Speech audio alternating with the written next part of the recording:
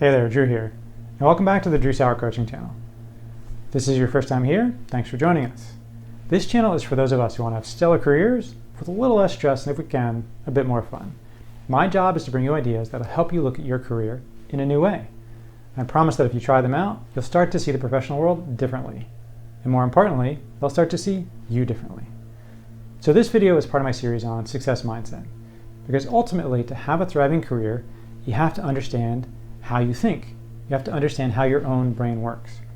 So the question we're trying to answer here is, do I have a strong mental framework? And the topic I want to talk about today is this concept of wanting, right? And specifically, wanting enough to act. And as you saw from the title, this is really about productivity, right? Because productivity is aligning the two different factors of wanting. And the two factors of wanting are how much we feel we want it versus how much action are we actually going to take. And when they're aligned, things happen. When they're not aligned, it can be a challenge. So what do I mean by that, right?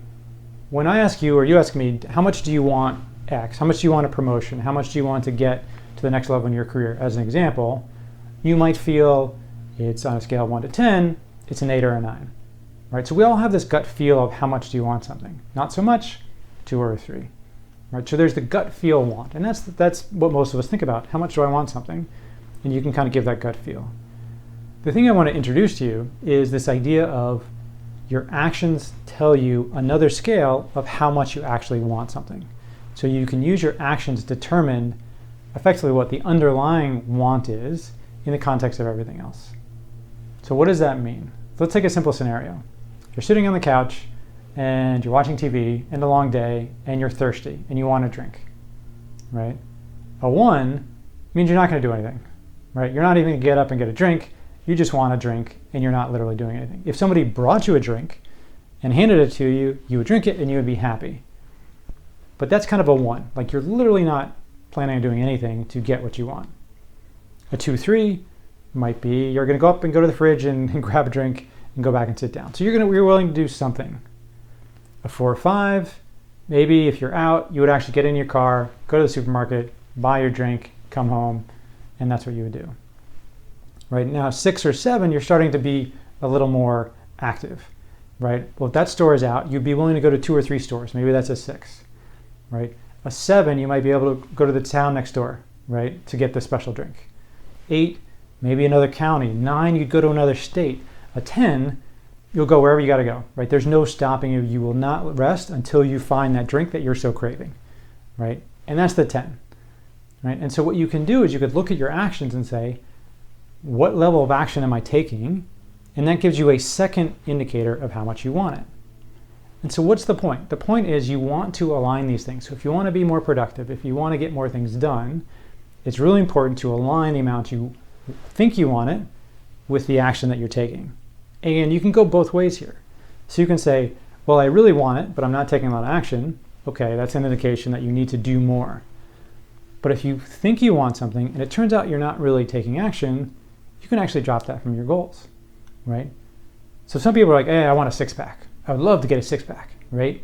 And I know what it needs to take, but I haven't done it, right? So I want it and I feel like I really want it, but I don't really exercise that much. I don't like doing crunches. I don't like eating the raw chicken diet. I mean, not the raw chicken, but the steamed chicken diet, right? I don't like doing that. Well, maybe the 6-pack isn't in your future, right? Maybe you should drop that as a want. It'll make your life much easier, right? So what happens if you don't do this? The obvious is the opposite, right? So you want something a lot, and typically you're not doing a lot to get it. And that's a recipe for frustration, right? And so most of people's frustrations in terms of not getting what they want is because there's a mismatch between the action they're willing to take, the action-based want, and the feeling-based want, right? And you'll get a bit frustrated and it'll just add to your mental burden and it's just a pain, right? It doesn't help you achieve your goals. So today, all I wanted to do is introduce you to this idea of when you think about wanting, you want to think about it in 2 dimensions. Your gut feel of what you think you want, and then look at your actions. So what's the exercise? Take something you want, but you feel like you haven't been getting, and look at your actions and rate yourself and say, why have I not been taking the actions based on how much I think I want this? And then take some action to align them. So again, Figure out a way to get yourself to do that. There are a lot of kind of self-motivating carrot stick kind of things you can do to get yourself to take action, or realize it actually isn't that important to you and you can take it off your list and make your life a little simpler. So try it out. Let me know in the comments how it goes. And as always, if you're trying to make a significant change in your career, it helps to have a partner. You can hire a coach, you can hire a friend. If you're interested in working with me, you can go to drewsaur.com and find some time for us to chat. I look forward to seeing you next time.